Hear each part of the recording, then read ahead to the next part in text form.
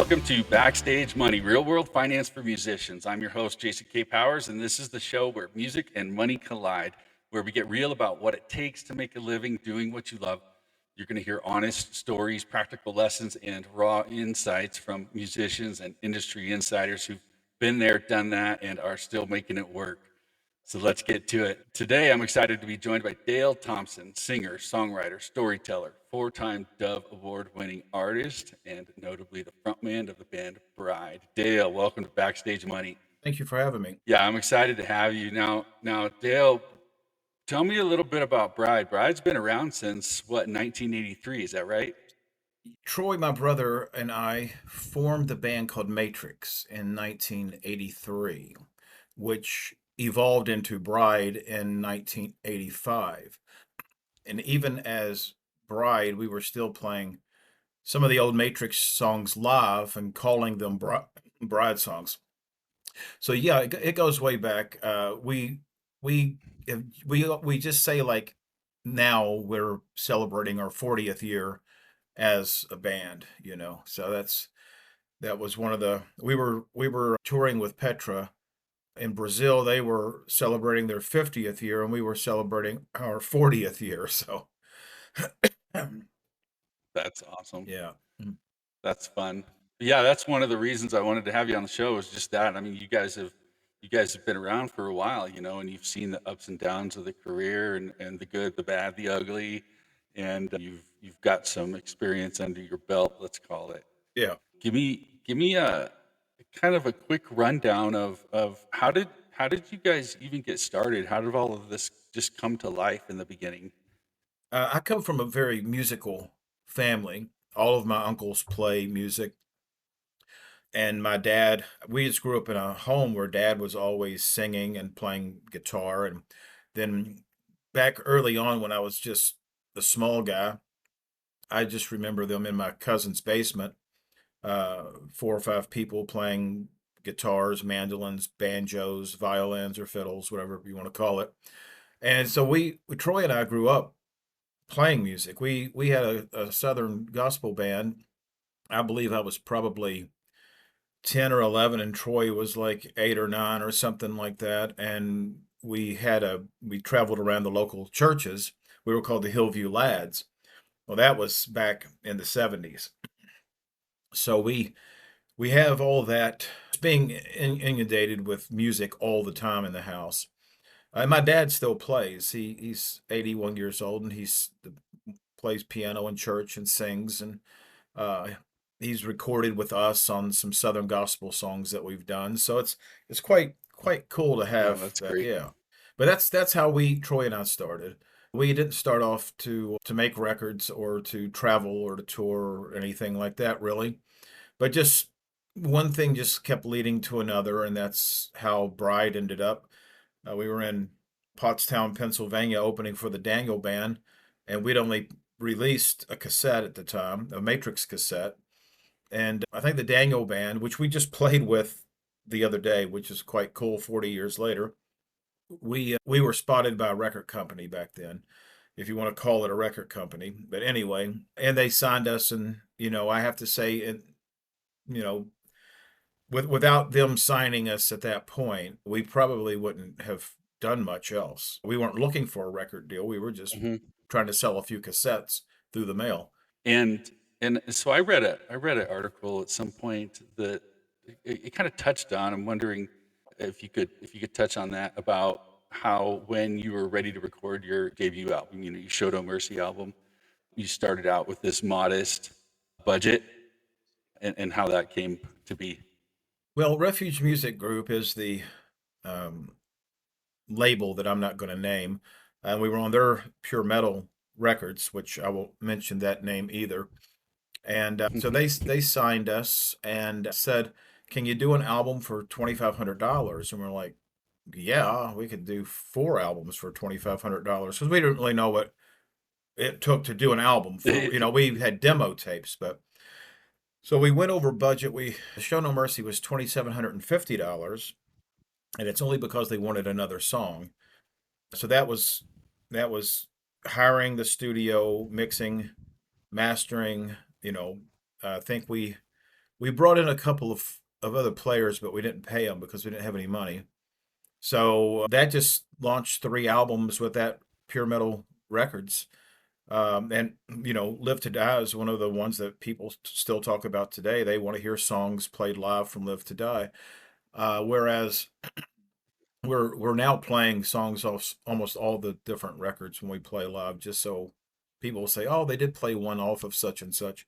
But yeah, they signed us, and we suffered through that 3 or 4 miserable years of being lied to and cheated and skimmed off the top and the bottom, to where we really, Hmm. when we finalized our deal with them, and we said we don't want to have another record label. That was stupid. We didn't make any money, and they took it all. They're selling 50, 60,000 albums for us, but we're not getting any of the money. So we said, no, we're done with that. And we sort of started where we picked up where we left off, just being a glorified garage band again for a while. What did you guys do to transition out of that stage to start rolling out more albums? Well, we did not feel that the direction musically that we were going in was a good direction because it was sort of thrashy at times, and neither Troy or I listened to anything like that. It wasn't our style that we listened to. So what we did is we changed band members, and we brought in Jerry McBroom on drums, and we brought in Rick Foley on bass, and that formed a band that was unstoppable. And it was just because we had, all the spokes in the wheel, and we were rolling, and we knew we had something special with this combination of guys. And we dumped the super heavy stuff and opted more for just straight ahead rock music. And that Hmm. fit us better because So, Troy was a groove player. Troy wasn't all flashy, doing arpeggios and sweeps and stuff. Um, he doesn't. He mhm. never wanted to do that. He didn't want to be that guy that played like as fast as you could. He wanted to play tastefully and give people something that they could hum or remember. So that's how we've Mhm. approached our songwriting since then. You kind of it seems like sort of a stay true to yourself, so to speak, and find that Yeah, pretty much. Because what really works for you guys in your core, right? Yeah, because what really pushed us into the super heavy stuff is that Troy back in the day wasn't playing a lot of solos, and I thought we needed some solos on the albums. So we brought in Osborne on Live to Die, and we thought, man, that's what we've got to do. Because Steve Osborne sort of brought the metal part, Troy's got the hard rock part. And then when we stopped recording with Steve or stopped writing songs around his guitar, that's when we found ourselves. That's great. So, tell me about like what's one money lesson, let's call it, that you wish you'd known when you started out in this venture? Well, there's so many. We didn't know what cross collateralization was. So what that basically means is a record company does an album for you and you don't have to pay a penny. You just show up, they do the album for you. Say the album costs $20,000. You don't get any of the money from the sales of that album until that $20,000 is paid off. And if it's not paid off and they give you another $20,000 for the next record, they combine the two together. So each album doesn't stand on its own. They just start stacking the dollar amounts until it's some astronomical fee, according to them and their accountants. Uh, they were charging us 40 grand to do an album. Well, we weren't using anywhere close to that sort of studio time. So they were, fixing the books and all this. So we would be smarter now, take big advances up front because that's all you're going to get is the advance. You're not going to make nobody's making any money on album sales now. You're pretty much, if you're not on the road playing, you're not making money. Okay.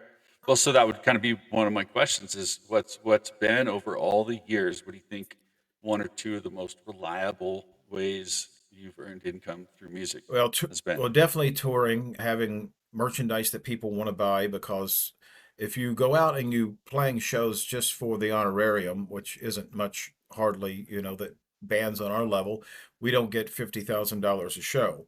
So when you're playing on our level, you need merchandise, you need something appealing to the fans so you can sell, um, t-shirts, CDs, whatever you can come up with. I mean, we used to have a major abundance of different uh, merchandise products, hats and buttons. I mean, we had everything all the other bands did, and that's how you made the money because the honorarium paid the guys a little bit, and it paid for your trip to the show and back.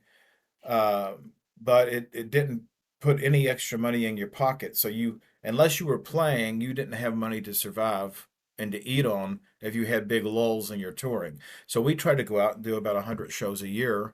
But yeah, we learned that if you're not selling merchandise, you're not, banking any money. Yeah, merch seems to be a huge one, especially it seems like, every show I'm at, those are the longest lines, of course, besides the food, but Yeah. merch is merch is people love the stuff. People love taking home the memory, the physical, tangible memory from that show. Yeah. And that's great. I love merch stuff. Mm. I spend way too much money on merch, and but but that's where it's at, right? I mean, Yeah. that supports, I think, the artists the best up front and the best on site. Yeah, because if you say you're trying to depend on your honorarium, if you don't get at least half of that money up front, a lot of times what happens is you play the show, and after the show, the promoter says, "Well, I've come up short tonight. I can't pay you what we agreed to. I had to pay the light guy and the sound guy, and the band is always the last person to get paid, or used to be." And so they end up stiffing you half the honorarium anyway. So if you haven't made that money up somehow, then you're actually paying out of your pocket to pay your band to play with you. And it should come off the Yeah. show itself, but uh live and learn. Sure, sure, sure. So career wise, what do you think if you could pin it down to one or two pieces of advice, what's kind of the best financial or career advice another musician or another mentor in the industry has given you? Well, I guess just don't put all your eggs in one basket, don't become so tunnel vision that you can't see all the other opportunities around you. I mean, we often missed opportunities because we were too involved in certain other aspects. I think for me, I would have liked to have gone out a bit more on the road, and we've had bands tell us, you should have gone out more on the road, even if it were some bad dates. A bad date is a date, it's so you go out. But where the logic came in with me and Troy at the time, it was we play only the good shows. We only play the weekends, the Friday, Saturday, Sunday, and come home, or only the festivals. Well, take a band like Disciple, they'll play anywhere and everywhere, and sometimes they make big money and sometimes they make no money. But Disciple has been consistently on the road for years. I mean, they're one show after another. And we sort of did that. We did some tours, longer tours, but we would just end up, we were driving ourselves everywhere or flying if it was too far to drive. So we were doing our own load ins and or I mean, you name it, we did it. We were the road crew and the band. And and that just I think just people saying you guys should have did more live shows. And there was times we probably could have did more live shows, but we just weren't willing to take a risk of playing a show that was going to be disastrous, even though we played some shows that were disastrous that were supposed to be good shows. You show up and you're in Mhm. the middle of Iowa and it's a cornfield with a hay wagon, and your gear is going to go on the hay wagon, and you're going to play to the scarecrows. So it's like, Yeah, okay, it's a gig. We won't do this again. So we did yeah. learn that you have to keep yourself out there in the public. So, I post daily on Facebook, and just make yourself available. That's another good thing, is show people that you're human, show people that you're friendly, that you're not a rock star, and that you're just very happy they buy your music, and just stay in Mhm. contact with your friends and fans around the world. And that's we've always did that. We'll play a show, then go out to the merchandise table and hang out until everybody left and we're still there and we're dead beat because Mm. we've driven a long ways, we've played a show, we've suffered through some sort of horrendous uh, sound check with the drummer pounding one drum for 20 minutes for what reason I don't know. Yeah, so you got to keep yourself out there no matter how tired you are. Yeah, yeah. And I think just from my side of it too, I've always appreciated that about you guys, about other artists who you make yourselves approachable, right? You guys are approachable. Yeah, And and we can hang out after the show and visit with you for a little bit. And and there's been a couple of those artists even this year. I've done that, and I'll hang out afterward, chit chat with the guys, and it's a fun time, and yeah. it you kind of walk away just going, gosh, I respect that band even more now, Well, they've got and this. there's been the opposite, right, where you've gotten too big, Yeah, maybe that you can't. I get it if you've gotten too big, but there's also the guys that aren't too big that do have sort of you put yourself on a pedestal and yeah. you refuse to actually take time for your fans, and it's disheartening, right, for your fans to kind of finally get to meet you or find and it's not at all what you thought it was going to be. Maybe you had a bad night once in a while, but Well, you when know it's what they say, consistent like that, it's you shouldn't meet your heroes because you're going to be disappointed.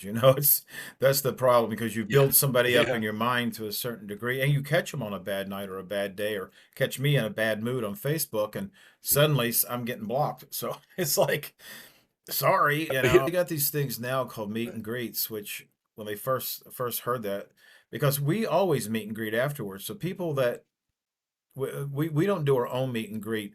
Our meet and greet basically is the promoter wants to have a meet and greet, and he's pocketing the money to pay us. So the same people that's paying for these $50 meet and greets or whatever they cost could actually save the $50 and see us afterwards and just give us the $50 because we're going to meet and greet you yeah, anyway.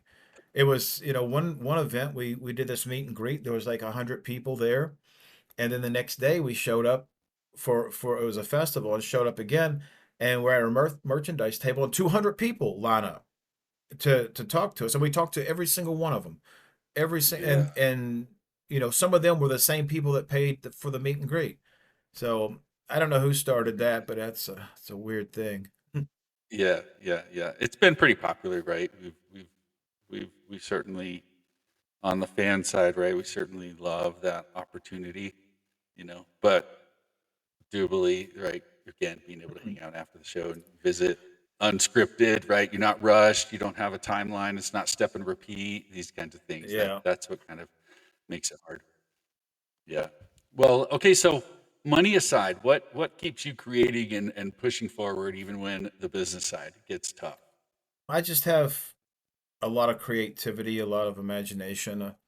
Um, I don't I don't necessarily sit down and just write songs now. I'll wait until Troy brings me some music and then I'll write the song around the music because I've got a literary career I'm pursuing as well. So in a day's time, I'll write 10, 15,000 words for stories that I'm building and novels or short stories and such. So I'm not really writing like I used to. I used to have just notepads full of lyrics. So I could just go through them and say, "Hey, these fit. Let's do these," and then make your changes or whatever. But I think just for me being creative is just a built-in God gift thing. It's a talent where I can come up with stories or come up with songs or come up with themes and plots and stuff. Yeah, I don't know what it would be like to be someone without any imagination. It would be my world would be very sad. So, Yeah, yeah. All right. Okay, fun story. I heard a story. I'm gonna let you share what you want to share, but something to do about, let's call it your wildest stage moments that maybe worked out or maybe didn't so much work out, antics on stage and things like that. You got anything juicy for us? well, I was touring with Striper, and we were somewhere out west, like all bands are out west somewhere. And I didn't realize the stage was super high. It was like 4 foot, 5 foot high, maybe 5 foot high. And Striper had the road cases pushed together at the front of the stage, and they had monitors on these road cases. So I thought it was an invitation to go out onto the road case and stand next to the monitor like Bruce Dickinson would. You know, you put your foot up and you do your rock star pose. Well, the road cases, the wheels weren't locked. So it went like this, and I went straight down onto the ground. Didn't land on the ground though. I used the microphone stand and saved my fall, and it bent the microphone stand in a perfect U shape where I fell. So that was one incident that was somewhat, I don't know. I just thought somebody would surely say those wheels aren't locked, don't be on them. But they didn't. And the another time that I Right, right. remember, I used to climb all over the arenas and halls and gymnasiums. So I would find stuff to hang on to, and just, you know, at the time I was quite athletic. So I would just work my way all the way around the room if I had a railing to do so. So we was at this really nice theater playing, and they had all this cool sconce stuff and lion heads and all this, but there was a railing, so I took it as an invitation that I can do my stunt. I'm just going to use my hands, and I will be over top of the audience and all this. And when I went to get back up, I kicked a hole in one of these fancy facade things, these faces. So that was quite costly. I still remember, I think it was $300 or $400 we had to pay Big because I bill for that. kicked a hole in their building. Yeah. But now I don't No, so much do that stuff. But you know, no stage diving, no jumping no off. more climbing around. No, it's too dangerous. I fell in the yard about 3 weeks ago, landed on the concrete and bruised up my ribs real bad. So it's like this is the third Uh, week, and sometimes if I sneeze, I can still feel it. So yeah, I'm like that old dog, you know. It's like it's terrible. Just have to put me down or something if I fall those again. those days are over. Yeah, Those days are over, huh? And have somebody check that the wheels are locked from now on, I'm sure. yeah, That's funny. Well, so hopefully more stories ahead of you that are safer coming yeah, down the line. You guys got some years ahead of you, and so speaking of more, you guys just released a new album. Is that right? yeah. We released Vipers and Shadows. We're the only band crazy enough to release a double album these days. So we released a double album, There which you go. turned into 3 albums, because then we released Lost Rules 4 with 10 more songs on it that we had considered for the in Shadows. So that was, yeah, that turned out good. We didn't go through any label with that one. We sold it ourselves, and once it is gone, it is gone. We're not printing anymore. So once, and it's almost gone. I Right. think it will be depleted, maybe even by the end of the year, because we have so many shows coming up. That's great. Are you guys where? In what ways did you release that? We released it. Where can people get it? Well, we released it through our fan base, and it's of course advertised on our www.bridepub.com, and we've got it on there. That's the best way to make sure that we get the money. You know, you send it directly to the band, and we get the money. Otherwise, we don't get any money. We've sold some to other distributors at a discount price, and they're they've got it out there. We've put it onto the streaming services, but we didn't advertise it outside of our fan base, so um, we just left it at that. So it turned out Okay. better too, because what we were offered by a couple of labels, we if we had taken their deals, that would have been really bad. But we've made more money selling it ourselves using our contacts than we could have with a label. And then over time, the labels might want to buy Good. the rights and give us more money if it turns out they can sell them. But in this day and time, in this style of music that we do, and in the genre, and having the Christian rock label, you're just not selling a lot of records. Not like the old days. Sure, sure. Okay, what else are you up to? It looks like you're not slowing down, not doing just music. Is that right? Well, I've just released a few albums. The World Will Burn. That's a new album coming out. Uh, Band used to be called Swingle and Thompson Ordained. Now they're called Ordained only, and they just had a new album come out. Not of This World just had a new album come out featuring me. We Are Resolute. So that's 4 albums outside of Bride that just came out. There's some more stuff down the pike. A guy sent me a song to listen to today, and I forgot all about that I had recorded it. I was just like, wow, man, this guy's really mixed this nice. So I'm not going to say who it is, but anyway, he does things on his own time, but it'll be coming out. But I was writing stories before I ever started writing songs. And at about 5 years old, I wrote my Mm. first story called Silver Horse, and it was, or Silver Star, and it was just about a horse and whatever a 5-year-old would think about horses. Very, very short story, but at least I got something going. And I think I was inspired because my dad showed me some poetry that he had written in uh, high school. And so my dad, you wouldn't know it, but he's super creative guy. So I think getting some of that from him, and then my mom's written a book, so I guess both of them have a lot of creative talents they just never tapped into, trying to raise Troy and me. But I'm an author. I started off writing short horror stories and submitting them to different podcasts. And one podcast that I won't mention their name because they're on the outs with me, or I'm on the outs with them, either or. But they read about 50 or 60 of my stories on there. The stories take 45 minutes to read, about 5,000 words. So that got me like thinking, well, if they think they're good enough to be reading on a podcast, then yeah, maybe I should try to get a book deal. But I didn't have any. I've got some books I've written years ago, but they're not edited. So I just sat down and was like, I'll put these short stories together and we'll compile them. Well, Velox Books, I reached out to them. Oddly enough, they only do horror, and they got lots of authors. And oddly enough, he knew who I was. He goes, "Oh, I got Snakes in the Playground." I'm like, "Wow, what a coincidence." So I signed a 3-book deal with him to Terrify. So it's 3 books of short stories. Each book's about 250 pages long, 13, 14 stories per book. And then he reached out and said, "Oh, you're doing novels too, right?" And I said, "Yeah, but they're a bit more sci-fi-ish. I've got books, but I've got to go through them and edit them and stuff." And he was interested. So now I've signed a 3-book deal of novels. The Obsidian Signal has just came out, so you can get that. Uh, then there was, I can't remember the second one. The one that I'm most excited about is A Testament of Rust, which is a Christian book about a dystopian world where this group of people have been silenced by the government, and they're doing everything they can to bring revival to a very secular, socialistic society that's been militarized. So it takes a lot of different turns and twists. It was my attempt at writing a thriller, um, and that's what these books were basically written for, is to be thrillers to compete in that market.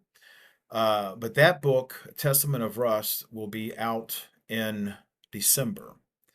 So that is the one I'm pushing really hard for my audience, because they might read, more of a mainstream books or whatever. But the Obsidian Signal, which was the first book, it's out now, is more of a secular book, but it deals with espionage and military stuff, but it doesn't have a Christian theme to it. So if anybody's interested, I would suggest in December pick up A Testament of Rust. And then, oddly, I just signed with the same company 3 more books. So in this period of time, I've Wow. signed like 9 contracts for different books. So the next one will be the second part of my short story horror, which I'll always use that as like being as wise as a serpent, as harmless as a dove, because I always mention Christian themes in it, even though it's not a Christian book per se. These horror stories. So if somebody's reading it, they'll get the message that Christ is Lord. God's still on the throne, and all this terrible, scary stuff I'm writing about gets beat in the end. So and then there's the 3 sci-fi books that are going to come out next year. Yeah, I mean, just this morning I finished up another Christian-oriented novel, and it's called Testament of Ash. So it'll be to go with the Testament of Rust. So anyway, and I've got another one planned once I do all my running around that I've got to do for the next couple of days. And so I'm just right. I get up in the morning and I write. First thing I do, I take my dogs for a nice long walk. about 5:30, 6 o'clock in the morning. I come back in, the dogs are tired, they want to lay down, they lay behind me here and watch me write. And then I just write until I would just realize the day's gotten away from me and I haven't eaten breakfast or lunch. So How fun. Well, you got, as my mama would say, you got no grass growing under your feet. I like to stay Sounds busy. like. Yeah. Funny. Yeah. I like to stay busy. Yeah, yeah, that's awesome. That's awesome. All right, we are going to dive into this next section real quick. We got Dale Thompson of Bride in the house. It's been a blast. But before I let you go, we're going to crank it up and we are going to hit, we'll call it the lightning round. And we call this section final riffs, All right. short questions, got answers. Are you ready to roll? Let's go. Yeah. All right. First question: who was your biggest musical influence growing up? My dad. Yeah. Your dad. Yeah. Without a doubt. What's a non-music hobby? All right. What's a non-music hobby or passion of yours? Well, of course, writing, but I guess I would usually working out when I'm healthier. So, yeah. Good. Coffee, tea, or something stronger? Coffee, black, strong. Black coffee, strong. What pets do you have and what's their names? I have two dogs, Roscoe and Dio. They are What kind of dog? fox terriers. All right, yeah, fox terriers. They're the short-haired ones, not the wired hair terriers. All right. What band or artist will you never get tired of listening to? Uh, Probably I would have to say, oh shoot, they're on the tip of my tongue. Progress Ross, Icelandic band. All right. If you weren't doing music, what would you be doing instead? Most likely working construction. Yeah. Yeah, that's what I grew up doing, and I would be either a builder or plumber or whatever. Yep. Yep. That's great.